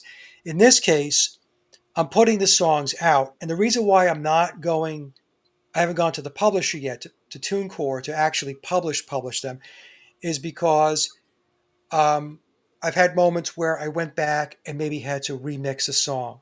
So, in other words, they're out there, but they should be final, but there could be cases where I might decide, okay, let me tweak it a little bit here and remaster it. So I'm waiting, until I actually decide, okay, it's ready, full blown to put the album out. Then it will go through my publisher, TuneCore. So they can find Bandcamp link from your website, Sage of Quay. Yeah. So go to my Sage of Quay site, and then it's SAGEOFQUAY.com. I have a box where all my links are. Look for my music site, laboroflovemusic.com. If you go there, click on that, everything will be there with regard to my music, including Bandcamp. That's cool. Well, I've not heard them, so I'll go and check it out myself. Look forward to that. Okay, appreciate it. And thanks again for your time, and we'll chat again soon. Thank you, Billy. Hang on just now, we'll see you by off air, but thanks everyone else for watching. Bye, And everyone. we'll see you next one. Cheers for now.